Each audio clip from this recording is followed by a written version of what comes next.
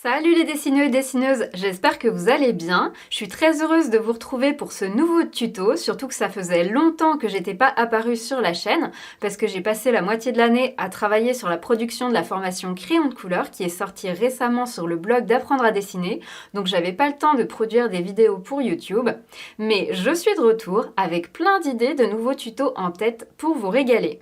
Et aujourd'hui, je vais vous expliquer en quoi ça peut être intéressant de combiner le crayon de couleur avec un petit peu d'aquarelle dans les premières phases d'un dessin pour accélérer un peu le processus. Parce que comme certains et certaines d'entre vous le savent pour avoir pratiqué, le crayon de couleur c'est un médium lent qui prend du temps. Ça peut notamment être assez fastidieux quand il faut couvrir de grandes surfaces de papier avec pour objectif d'obtenir une couleur bien uniforme. Il faut colorier très consciencieusement pour éviter les coups de crayon et bien remplir les creux du papier pour éviter de voir le grain ressortir, et il faut superposer beaucoup de couches, donc ça prend un petit peu toute la vie, et c'est là que l'aquarelle peut venir à notre rescousse. Alors comment ça, me direz-vous? Eh ben restez avec moi, je vous explique ça tout de suite.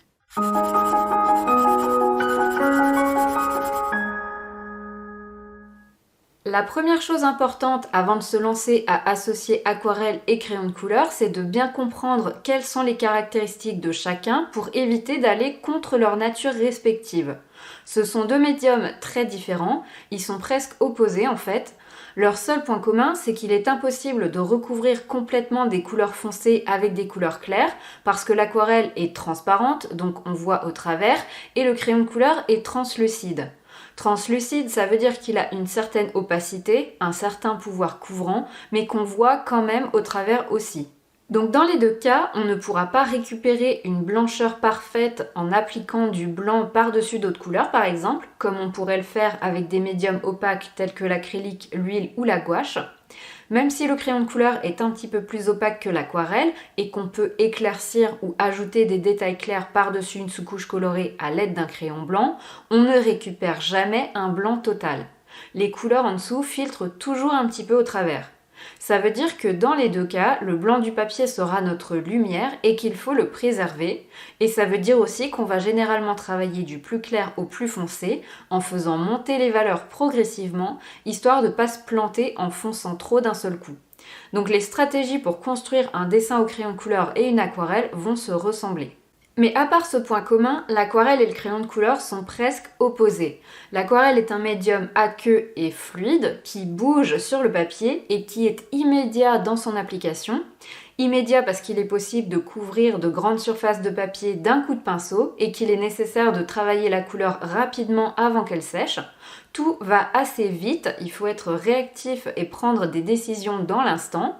Le crayon de couleur, au contraire, est un médium gras, immobile parce que les pigments ne bougent pas une fois qu'on les a posés sur le papier et lent dans l'application. Couvrir de grandes surfaces prend beaucoup de temps. En fait, tout prend beaucoup de temps avec le crayon de couleur, mais du coup, il est possible de travailler lentement, à son rythme, de s'arrêter et de reprendre plus tard, de réfléchir et d'ajuster en cours de route, donc ça a un côté sécurisant, au contraire de l'aquarelle. Le mélange des couleurs ne se fait pas de la même façon non plus entre ces deux médiums. Avec l'aquarelle, on peut faire les mélanges directement sur le papier dans le mouillé, mais on peut surtout les faire en amont sur la palette et tester le résultat avant d'appliquer la peinture sur le papier, ce qui permet d'éviter les faux pas. Avec le crayon de couleur, les mélanges se font directement sur le papier par superposition de couches de crayon et c'est parfois un petit peu difficile de prédire le résultat, surtout quand on s'y connaît pas trop en couleur. Il faut prendre le temps de faire des tests avant pour voir ce que donne le mélange si on veut éviter de se planter. Donc sur ce point, c'est l'aquarelle qui est un petit peu plus sécurisante. Autre différence entre les deux, c'est qu'avec l'aquarelle, il est très facile d'appliquer la couleur de manière lisse et uniforme et aussi de créer des effets flous et vaporeux. Avec le crayon de couleur, c'est bien plus difficile de créer du flou et on se bat avec le grain du papier qui ressort quand on veut faire des couleurs bien lisses. En revanche, c'est plus facile de créer des détails précis et fins avec le crayon de couleur. Normalement, on a tous eu l'occasion de tenir un crayon dans notre vie, c'est une chose à laquelle on est habitué, alors qu'avec l'aquarelle, pour réussir des détails fins, il faut apprendre à manier le pinceau, ce qui n'est pas vraiment habituel, et pour acquérir une bonne dextérité avec, ça prend généralement du temps et de l'entraînement. Donc pour la plupart d'entre nous, le crayon de couleur, c'est plus facile quand on souhaite avoir de la précision. Alors comme ces deux médiums ont des qualités et des défauts un petit peu opposés, l'intérêt de les combiner, c'est justement de pouvoir utiliser le meilleur des deux. On va pouvoir utiliser l'aquarelle pour appliquer rapidement de la couleur et obtenir des aplats bien lisses sans se bagarrer avec le grain du papier. On va aussi pouvoir créer tous les effets un petit peu flous et vaporeux. Et pour réaliser tous les effets de texture un peu complexes ainsi que les détails qui demandent de la précision, on pourra troquer nos pinceaux contre nos crayons de couleur. Il faut toujours appliquer le crayon de couleur après l'aquarelle parce que les médiums aqueux n'adhèrent pas sur les médiums gras. On utilise donc l'aquarelle pour réaliser des sous-couches avec l'avantage de ne pas saturer le papier et de conserver son grain. Une fois l'aquarelle bien sèche, on peut appliquer du crayon de couleur par-dessus la sous-couche sans aucun problème. Le crayon va bien adhérer, ce qui permet d'ajouter des couleurs sombres tout comme des couleurs claires.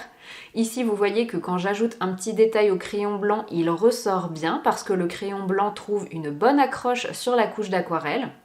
On peut également utiliser du solvant pour dissoudre le crayon de couleur par-dessus l'aquarelle. Ça ne pose aucun problème parce que l'aquarelle se dissout dans l'eau mais elle est insensible au solvant. Ça peut permettre de fondre un petit peu plus les couches de crayon dans la sous-couche d'aquarelle et d'effacer le grain si on le trouve trop prononcé. Donc crayon de couleur par-dessus aquarelle, ça marche très bien, mais il faut surtout pas faire l'inverse et mettre de l'aquarelle sur du crayon de couleur, parce que comme le crayon de couleur est un médium gras, il est hydrofuge, ça veut dire qu'il repousse l'eau, comme toutes les graisses d'ailleurs. On sait bien que quand on met de l'huile dans de l'eau, ça ne se mélange pas, et c'est pour ça que quand on fait la vaisselle et qu'on veut dégraisser un plat ou une assiette, on a besoin de savon. C'est pour ça que quand on met de l'aquarelle par-dessus du crayon de couleur, elle n'adhère pas, ça fait des sortes de flaques sur la surface grasse du crayon. Une fois l'aquarelle sèche, il suffit de la remouiller et d'essuyer avec un chiffon et tout s'enlève. Conclusion, aquarelle sur crayon, ça ne marche pas. Le seul cas où on va utiliser du crayon de couleur sous l'aquarelle, c'est justement pour préserver des détails ou des zones de papier en utilisant les propriétés hydrofuges du crayon.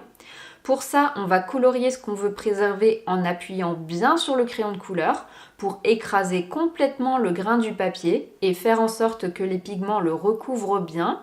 On va ainsi créer une belle couche de crayon bien grasse. Ici, je suis en train de colorier des petits fantômes à la Pac-Man, juste pour vous montrer ça. La plupart du temps, on utilise du crayon blanc pour faire des réserves, parce que ce sont souvent des détails clairs sur fond sombre qu'on a du mal à préserver, mais on peut tout aussi bien utiliser des couleurs, ça marche aussi. Quand on applique une couche d'aquarelle là-dessus, le crayon de couleur repousse l'aquarelle et tout ce qu'on a colorié est préservé. Il y aura toujours des gouttes d'aquarelle qui vont sécher sur le crayon de couleur, mais ça c'est pas grave du tout. Une fois l'aquarelle sèche, il suffit de remouiller toutes ces taches avec un pinceau, d'essuyer avec un mouchoir et le tour est joué. Donc ça c'est une petite astuce qui peut être très sympa et utile à exploiter. Je m'en sers par exemple pour préserver la lune dans un petit paysage nocturne dans la vidéo intitulée Tutoriel d'aquarelle pour débutants, paysage facile à faire. Je vous laisserai aller voir si ça vous intéresse. Mais à part cette utilisation particulière pour préserver des détails, on va toujours commencer par appliquer l'aquarelle et utiliser le crayon de couleur par-dessus et pas l'inverse. Quand on combine l'aquarelle et le crayon de couleur, il faut aussi choisir correctement son papier, c'est très important parce qu'il doit être adapté aux deux médiums du coup. Il faut qu'il supporte les techniques humides, donc il faut au minimum un papier multitechnique. Mais un papier aquarelle 100% coton, c'est vraiment ce qu'il y a de mieux pour obtenir de beaux aplats de couleurs lisses et uniformes ainsi que des couleurs bien vives avec l'aquarelle. En tout cas, il faut éviter à tout prix les papiers à dessin qui ne supportent pas du tout l'aquarelle. Il faut également choisir un papier ayant un grain adapté au crayon de couleur, c'est-à-dire plutôt lisse. Il faut qu'il y ait un minimum de grain pour que le crayon adhère sur le papier, mais pas de trop pour éviter de se retrouver avec des coloriages tout granuleux. Si vous prenez un papier aquarelle à grain fin ou à grain torchon, le grain va beaucoup ressortir quand vous allez ajouter le crayon par-dessus l'aquarelle. Alors à la rigueur, ça peut être intéressant quand on veut créer beaucoup de textures. Pour faire de la peau d'orange par exemple, ça pourrait être très sympa, mais pour créer des détails fins, ce serait clairement galère. La plupart du temps, on veut juste ajouter un petit peu de texture avec nos crayons de couleur par-dessus la sous-couche d'aquarelle, voire pas de texture du tout. Et pour ça, les papiers aquarelles dits à grain satin sont parfaits parce qu'ils ont un grain à la fois lisse mais suffisant pour que le crayon de couleur adhère dessus. Mon préféré d'entre tous, c'est le papier aquarelle Arches 100% coton à grains satin. Il est parfait à la fois pour l'aquarelle qui se comporte super bien dessus et pour le crayon de couleur qui adhère bien sans que le grain soit trop apparent. Il est certes cher, mais quand on veut obtenir les meilleurs rendus possibles, c'est essentiel de travailler sur un papier adéquat. Voilà donc toutes les clés pour pouvoir combiner aquarelle et crayon de couleur. Maintenant, c'est l'heure d'une petite démonstration pour mettre tout ça en pratique. Alors, je vais mettre en couleur ce beau champignon parce que c'est l'automne, donc c'est la saison. Et c'est un sujet idéal pour combiner aquarelle et crayon de couleur, vu qu'il y a plein de petits détails de texture par-dessus une base colorée. Je vais m'inspirer de loin de cette photo libre de droit trouvée sur le site Unsplash. Je dis de loin parce que vous voyez que j'ai changé un peu la forme du champignon. Le mien est beaucoup plus trapu. Et je vais pas me prendre la tête à copier chaque petit détail. Je vais juste tâcher d'utiliser des couleurs approchant de la référence et de créer des textures crédibles. Les élèves de ma formation aquarelle et de ma formation crayon de couleur savent que c'est mon leitmotiv, ça. J'essaye toujours de simuler du réalisme sans m'embêter à copier consciencieusement chaque détail. La première étape va donc être de faire la sous-couche à l'aquarelle en commençant par le chapeau du champignon. Il a une couleur brun orangé et une très bonne couleur approchant de ça qu'on trouve sur beaucoup de palettes de débutants, c'est la terre de sienne brûlée. Je viens donc en appliquer sur le chapeau et comme sur ma photo je vois aussi des nuances orange et jaune, j'ajoute des petites touches de orange et de jaune doré sur mon papier en les laissant fusionner gentiment avec la terre de sienne brûlée. Pour créer les petites taches un peu blanches qu'on aperçoit sur la photo, je ne m'embête pas, je plie un mouchoir pour former un petit bout un peu pointu et je viens tamponner la couche d'aquarelle humide avec ce petit bout. Le mouchoir va absorber la peinture et laisser des petites empreintes claires qui miment très efficacement les taches claires du chapeau. Pour le dessous du chapeau et le pied du champignon, la couleur de base c'est une sorte de blanc cassé. L'aquarelle, c'est très pratique pour créer des couleurs extrêmement claires de ce type parce qu'il suffit de diluer énormément la peinture pour obtenir quelque chose de très pâle. On utilise presque de l'eau avec juste quelques pigments dedans. Par contre, quelle couleur il faut diluer pour obtenir un blanc cassé comme ça? Je vais créer une sorte de brun foncé en mélangeant la terre de sienne brûlée avec du bleu outremer. Alors si vous n'avez pas de terre de sienne brûlée, vous pouvez aussi utiliser de la terre d'ombre brûlée. Et si vous n'avez pas de bleu outremer, vous pouvez le remplacer par du bleu cobalt. Normalement, on trouve toujours l'une ou l'autre de ces couleurs sur les palettes de débutants. Et c'est un mélange très classique qui permet d'obtenir du gris quand on met plus de bleu dans le mélange ou du brun quand on met plus de terre de sienne ou de terre d'ombre brûlée. Ici, je vais mettre un peu plus de terre de sienne brûlée pour obtenir une espèce de brun gris. Et c'est ce brun gris que je vais diluer en ajoutant beaucoup d'eau dedans. Je vais simplement recouvrir entièrement le dessous du chapeau et le pied du champignon avec cette couleur très diluée. Je n'hésite pas à ajouter quelques petites touches de jaune et de orangé dans le mouillé parce que j'en vois sur la photo. Et si vous avez l'impression d'avoir mis un petit peu trop de couleur, il suffit de tamponner délicatement avec un mouchoir pour retirer un peu de pigment. Je vais attendre que cette première couche sèche complètement, puis je vais faire un deuxième passage sur le dessous du chapeau et le pied du champignon en utilisant exactement la même couleur brun-gris très diluée pour ajouter des ombres. On appelle ça faire un glacis. Sous le chapeau, je laisse quelques petits éclats plus clairs pour figurer des petites lumières. Et sur le pied, je laisse aussi toute la partie centrale en plus clair parce qu'elle reçoit de la lumière. J'estompe par contre le bord de l'ombre avec un pinceau humide pour qu'elle se fonde dans la première couche que j'ai posée en dessous. Ça évite que l'ombre s'arrête de manière abrupte. Je vais profiter qu'il soit facile de créer des effets un peu flous avec l'aquarelle pour créer un petit bout de sol un peu graphique au pied du champignon, histoire qu'on n'ait pas l'impression qu'il flotte dans le vide. Pour ça, je vais créer un marron en utilisant exactement le même mélange que précédemment, terre de sienne brûlée plus bleu outremer, en mettant plus de terre de sienne brûlée. Par contre, je vais faire mon mélange beaucoup plus épais pour qu'il soit bien foncé. Avec ce marron, je crée une impression de feuilles, d'herbes et de terre en quelques coups de pinceau. Je m'amuse aussi à faire quelques projections de peinture pour donner un petit peu de vie autour du champignon. Je n'hésite pas à tamponner un peu les gouttelettes avec un mouchoir si elles sont trop foncées et j'en dilue certaines à la pointe du pinceau aussi. J'essaye de créer quelque chose d'un petit peu fun sans trop réfléchir. Et avec ça, la partie aquarelle est terminée. Il faut bien laisser sécher tout ça avant de pouvoir passer à la partie crayon. Je vais utiliser des crayons cire tendres, les Derwent Color Soft. Alors pour ceux qui aiment les Prismacolor mais qui en ont marre de commander leurs crayons sur Amazon, les Derwent Color Soft sont une super alternative. Au niveau des couleurs, je vais rester simple et piocher dans le set de 12 couleurs. Je vais utiliser en majorité le brun foncé qui s'appelle Dark Brown et aussi des petites touches du brun orangé qui s'appelle Dark Terracotta ainsi que du orange et du jaune. Je commence par ajouter de la texture sur le chapeau du champignon, d'abord avec le brun foncé là où il y a les taches les plus sombres. Je colorie toujours en suivant bien la forme du chapeau, sans appuyer, en passant autour des taches claires que j'ai créées plus tôt en tamponnant l'aquarelle humide avec mon mouchoir. Et je me sers tout simplement des marques que je peux faire avec mon crayon pour créer des taches irrégulières de différentes tailles et de différentes formes. J'ajoute aussi des taches un peu plus colorées à l'aide du crayon brun orangé, le Dark Terracotta. J'utilise exactement les mêmes gestes qu'avec le brun foncé et cette couleur se marie très bien à la sous-couche terre de sienne brûlée en dessous. J'ajoute aussi du orange par endroits et là c'est plutôt pour intensifier la couleur du chapeau que pour ajouter de la texture. De même, j'ajoute du jaune pour créer des touches de couleur plus vives sur le chapeau. Après ça, je reprends le crayon brun foncé pour aller texturer le dessous du chapeau. Je commence par marquer les petites ombres d'occlusion à la limite entre le dessus et le dessous du chapeau. Puis je simule les crevasses qu'on voit en dessous du chapeau à l'aide de marques de crayon irrégulières.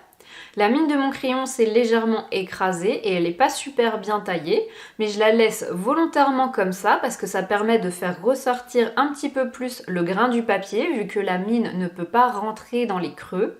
Et ça m'aide à créer la texture un peu poreuse qu'il y a sous le chapeau. La texture se crée toute seule en fait, c'est assez génial. Donc là, j'exploite vraiment les avantages du crayon de couleur, tout comme j'ai exploité les avantages de l'aquarelle pour créer ma sous-couche. Pour le pied du champignon, je fais exactement pareil, sauf qu'au lieu d'utiliser des marques de crayon obliques ou horizontales, j'utilise des marques de crayon plutôt verticales pour suivre le sens du pied. Pensez toujours que la direction de vos coups de crayon donne une indication sur la direction des surfaces que vous essayez de représenter.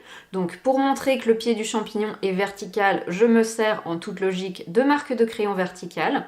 Et là aussi, je fais des marques irrégulières, un petit peu zigzagantes, pour créer toutes les petites crevasses qu'on voit sur le pied. Je les densifie un peu plus dans les ombres et au contraire, je les espace un peu plus à l'endroit du pied qui reçoit de la lumière pour respecter l'échelle de valeur et donner du volume. J'ajoute aussi des petites marques de crayon brun orangé ainsi que des marques de crayon jaune pour mettre des petites touches plus colorées sur le pied du champignon et faire un petit rappel avec le chapeau. Après ça, le plus gros est fait, il faut juste renforcer les ombres maintenant. Donc je refais un passage avec le crayon brun foncé là où il y a des ombres. J'utilise toujours les mêmes gestes et les mêmes marques de crayon pour continuer de créer de la texture tout en fonçant mes valeurs. Et à la fin, pour bien marquer les crevasses qui se trouvent dans les ombres, j'appuie un petit peu plus sur mon crayon. Sous le chapeau, je fais exactement la même chose. Je repasse sur toutes les zones d'ombre avec le crayon brun pour les foncer, en repartant sur des traits de crayon obliques et horizontaux pour respecter la direction des crevasses et des petites facettes. Et je fais attention de laisser des petits liserés plus clairs à certains endroits pour créer des petites lumières. Pour finir, j'ajoute aussi quelques détails au crayon noir sur le sol au pied du champignon. Je m'embête vraiment pas, je fais juste quelques traits et quelques gribouillis pour figurer des brindilles et de la terre. C'est à vous de voir quel niveau de détail vous voulez mettre. Moi ici, je voulais conserver un côté très graphique et simplifié. Et enfin, je viens encore renforcer certaines taches brunes sur le chapeau avec le crayon brun foncé, parce que comparé aux ombres que j'ai mises sous le chapeau et sur le pied du champignon, elles me paraissaient un petit peu trop claires. Et voilà très rapidement comment on peut représenter un joli champignon d'automne à l'aide de quelques traits de crayon par-dessus une ou deux couches d'aquarelle. Alors, vous avez compris l'astuce du jour pour accélérer un petit peu un dessin au crayon de couleur? C'est tout simplement d'utiliser l'aquarelle pour faire des sous-couches colorées. Ça évite de devoir passer des heures à colorier pour faire les sous-couches au crayon de couleur et de devoir utiliser du solvant pour se débarrasser du grain. Un petit coup d'aquarelle, on laisse sécher et le tour est joué. Et il n'y a pas besoin d'avoir un haut niveau en aquarelle, il faut juste maîtriser un petit peu le fait de faire des petits lavis. J'espère que ça vous a donné envie d'essayer en tout cas, ou peut-être que vous avez déjà essayé d'ailleurs. Dites-moi tout dans les commentaires et n'hésitez pas à poser vos questions. Si jamais vous tentez de faire un petit champignon d'automne en suivant le tuto et que vous le postez sur les réseaux sociaux, n'hésitez pas à me taguer dans votre publication ainsi qu'apprendre à dessiner pour qu'on soit notifié et qu'on puisse aller voir votre dessin et vous laisser un petit mot. Ça nous fait toujours plaisir. Je vous ai mis les tags à utiliser dans votre publication à l'écran et je vous les remettrai dans la description de la vidéo juste en dessous. Enfin, je le redis pour celles et ceux d'entre vous qui voudraient vraiment progresser en crayon de couleur, on a depuis peu une formation complète sur le crayon de couleur sur le blog d'apprendre à dessiner. Dedans, je vous explique pas à pas toutes les techniques à connaître. C'est super complet et je vous propose plein de petits projets ludiques pour vous entraîner et monter en niveau. Si vous voulez en savoir plus sur le contenu de la formation, je vous renvoie vers la rediffusion du live qu'on avait fait avec Pete pour présenter la formation. Un lien va s'afficher à l'écran et je le remettrai là aussi dans la description sous la vidéo. Sur ce, je vous dis à très vite pour de nouveaux tutos et je vous embrasse bien fort.